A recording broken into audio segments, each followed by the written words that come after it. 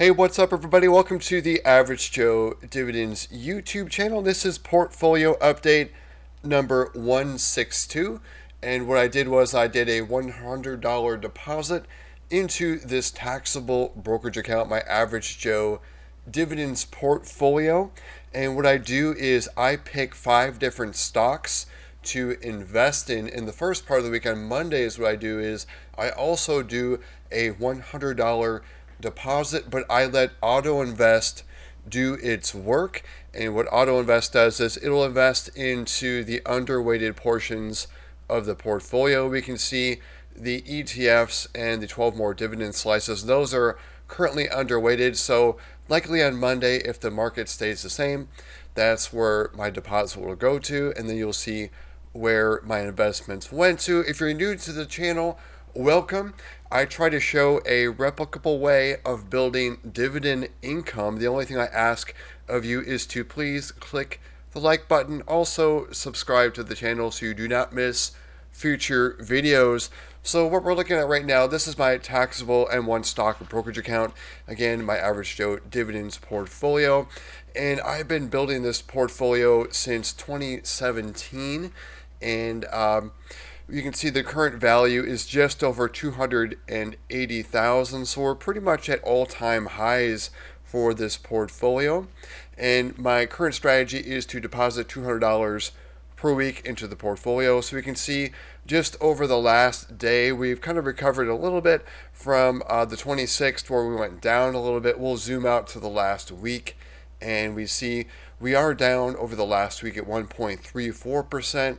And then over the last month, we're up nearly 1% at 0.94%. And then over the last 3 months, we've been down a little bit at 0.74%. But year to date, we're up 10% for the year already. And then over the last year, you can see it's pretty much gone up and to the right. We've had some peaks and valleys in the portfolio, but we're pretty much at the all-time highs. We were at 283 briefly on the 19th. That looks like the all-time high there. We're just down a little bit, but wow, this portfolio has done great. Not only is it paying me good dividend income, it is also appreciating in value as well. So let's go into the activity log. We'll see what those 5 picks were. And you can see there's the deposit right there, the $100, and then the 5 buys also at an even $100 since I didn't have any dividends to drip in that didn't pay recently. So just the deposit. And we can see first up, I selected Microsoft for $20, and we'll click on each of these to see the fractional shares that the $20 bought in each of these. So the $20 for Microsoft, that bought 0.04933 of a share of Microsoft. So kind of just whittling away, buying more fractional shares of these companies. But I'll show you, after I show you this, the impact it's going to have on the next dividends for all of these. And so the $20 for Lockheed Martin, that bought 0.04498 of a share. So another tiny sliver, but like Microsoft, Lockheed Martin is at $444 per share. So the $20 doesn't make much of an impact, but we'll see again, it will make some impact. Then Broadcom, $20 there. That bought 0.09258 of a share of Broadcom. And then Home Depot, they just recently had a dividend increase. It was a little bit disappointing. It was not as high as the year prior where they had an 8% dividend increase, but they did increase it by 2%. And right now, I mean, the economy is struggling, so I can see that people probably aren't buying as many home goods or just doing as many home improvements, things like that. But I thought it was a good time to pick up Home Depot. And so the $20 bought 0.05124 of a share of Home Depot. And then last up was Qualcomm, and that bought 0.122276 of a share of Qualcomm. So let's go on over to my Google Docs spreadsheet. And if you're curious to see what's all in this portfolio, I'll leave a link below to my M1 pies, and you can see what's all in this portfolio. You'll see all the investments as well as my allocations for each of those. So let's go on over to my Google Docs spreadsheet, and I'll also leave a link to this spreadsheet where it has all the positions in the portfolio, and currently there's 52. And I'll just walk you through it real quick. You can see company, ticker symbol, share price, the average share price I've paid for each of these. You can see we're on the Microsoft line, and we did buy fractional shares of Microsoft. You can see I'm doing quite well. I've bought Microsoft at an average of $253.40. It's currently at almost 400 at $399.50. Here are the current shares I own. Here's the current value. If I were to sell out of Microsoft, here's my cost basis. Here's my gain or loss, including the dividends. And then here is the gain or loss in a percentage. And you can see anything over 25%, that's going to be in green. And then here is the quarterly dividends per share. For each of these, SCHD, that's in purple because it is variable. I have a couple in blue here. Those are monthly pairs, Realty Income, and BST. We can see the current yield and then the yield on cost for my investments. And you can see Microsoft has a smaller yield, but it's been a good grower though as far as stock appreciation. And Microsoft also does increase their dividend. Their last increase was 10%. And then everything on this sheet, it is arranged by the pay date. So once Microsoft announces their new dividend, which will be in mid-March, then I will change that date and reshuffle the deck, and you'll see Microsoft right about here. It'll be in the mid-March 2025, but I don't believe they've announced their new dividend date.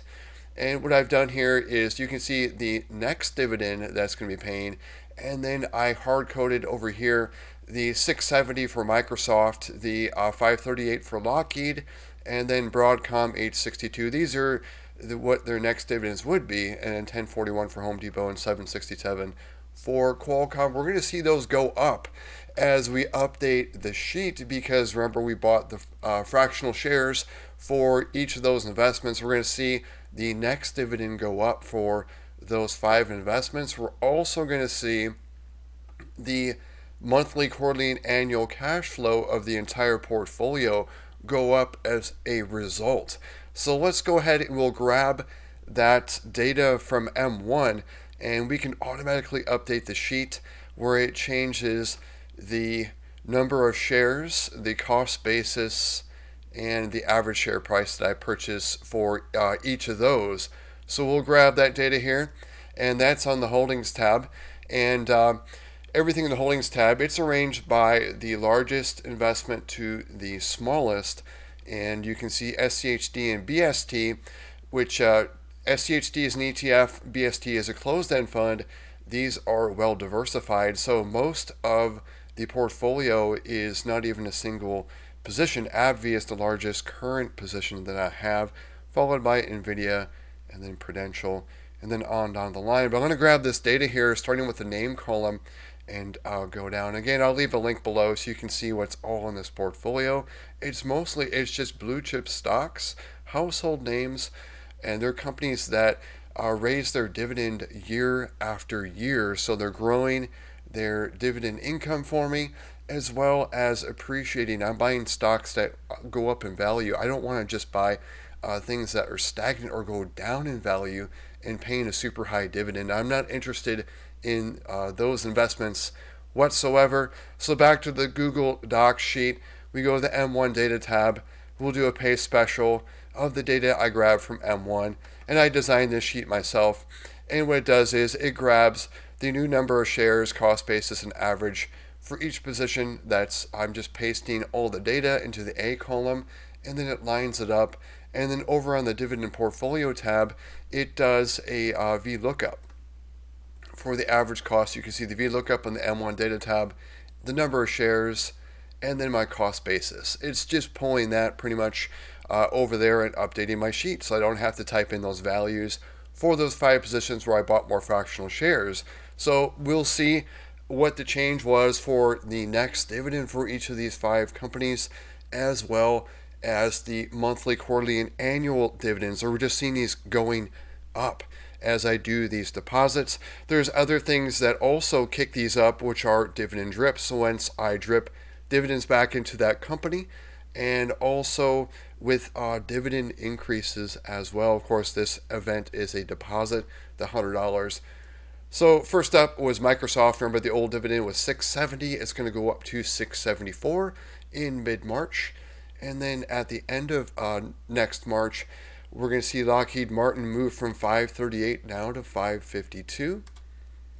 And then Broadcom, $8.62, it's going to be $8.67. And then the last two, we can see Home Depot now at the end of March, it's going to pay, instead of $10.41, it's going to pay $10.53. And then Qualcomm at the end of March, moving from $7.67 to $7.78. Let's go ahead and take a look at the monthly, quarterly, and annual cash flow changes here. So these are small moves, from the individual positions to the monthly, quarterly, annual, but it was a $100 deposit. And I'm going to show you some other events that keep moving the needle and keep increasing these values. So we're moving monthly cash flow average of the portfolio from 1043.75 to 1043.90. And then quarterly, we're moving from 31.25 to 31.71. And then the annual, you can see a little more significant move from 12,525.01 to 12,526.85. So let's take this new value for the monthly cash flow average of 1,043.90. We'll put that over there on the monthly average dividend tracking tab. We'll scroll all the way down. And we'll put that new value in here, 1,043.90. And the event was a $100 deposit, and it added 15 cents to my monthly income. Of course, that's not a whole lot of money, but again, it was a $100 deposit, and some of the positions where I bought fractional shares, they don't pay a super high dividend, especially look at the yield of Microsoft's. Lockheed's close to 3% there, and then Broadcom's another one that's low, just over 1%. And then what were the other two? Let's see if we can find those real quick. They were Home Depot at 2.3%, and then Qualcomm at 2.1%. So really, I bought investments that like to grow their dividend. You can see like Qualcomm, 6%.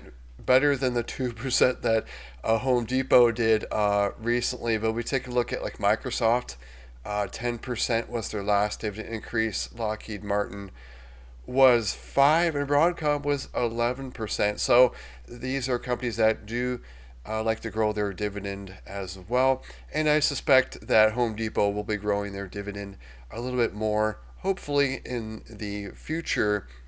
So we'll go back to this monthly average dividend tracking tab. You can see other things that happen. Like look at just yesterday, Allstate announces an 8% dividend increase, and that resulted in more monthly income than my $100 did. So that wasn't even, I didn't put in a single penny. And then look at Coca-Cola. They had a 5% increase on the 25th. At least that's when I found they did the increase. I think they did actually earlier than that, but I logged it on the 25th, and that did more again than a $100 deposit with that 5% increase at 19 cents. So you can see other things like, very same thing, just with these dividend increases, what they're doing to my monthly dividend income. You can see drips here. Caterpillar was a very small one. We'll find some other ones that are more significant, like the BST, JP Morgan drip and the $100 deposit.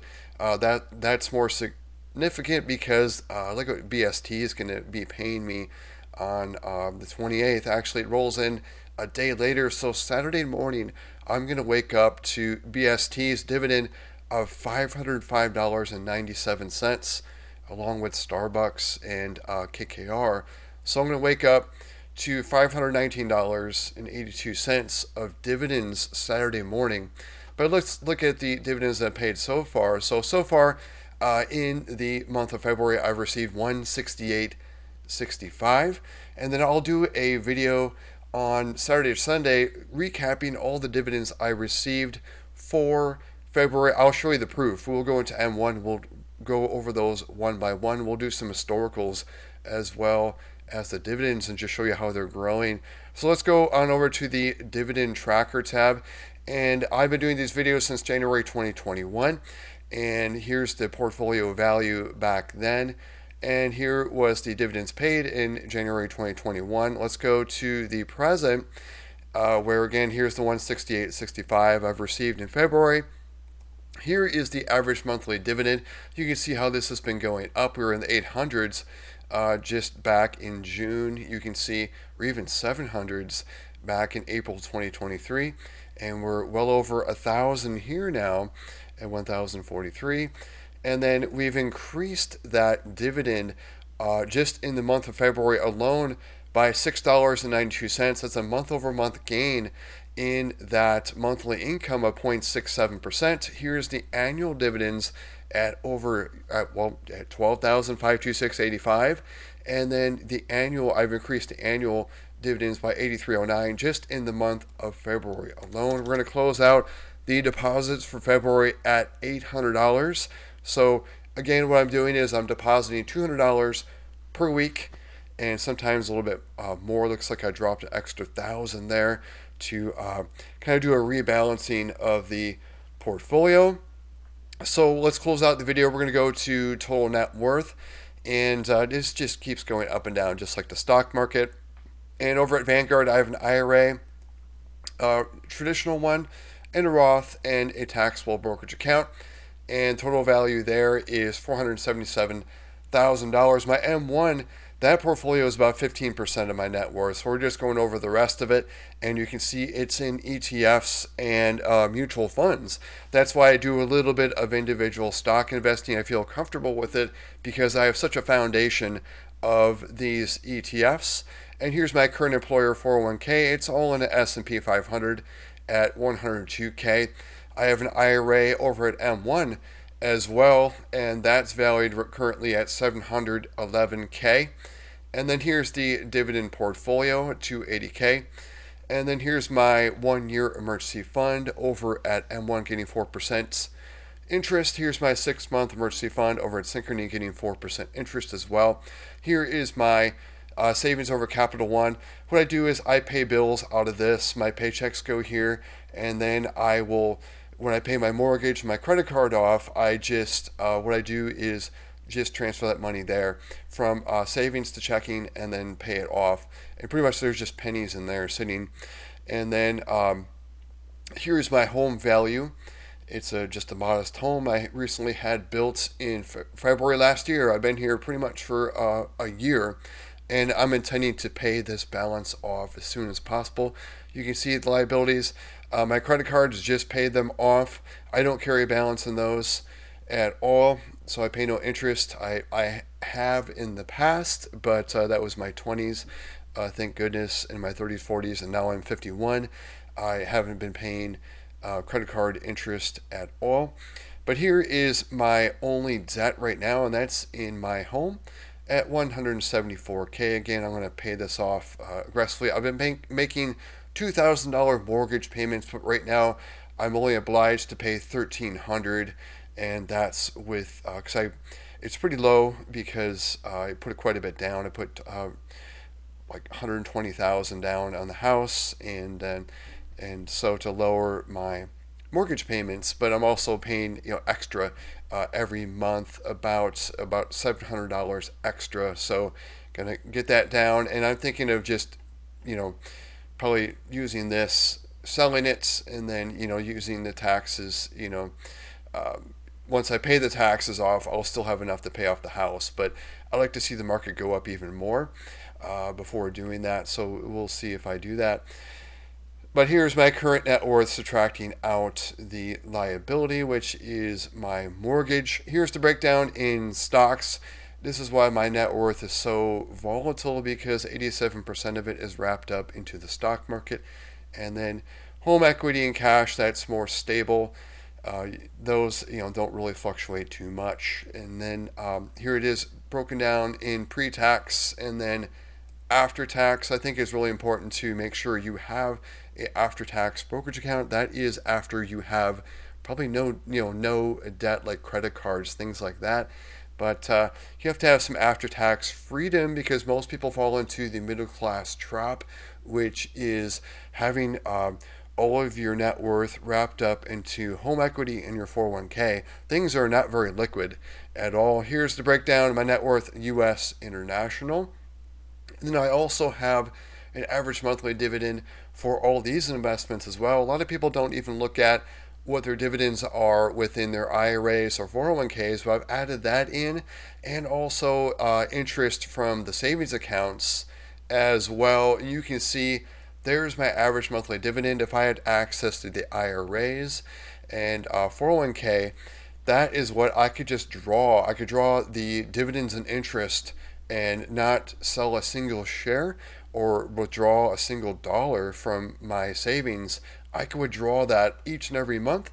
And if I were 59 and a half, I am not. I am currently 51, so it's going to be a while since, when I can access that, but I also, track this. This is going to be a lot higher number by the time I do retire.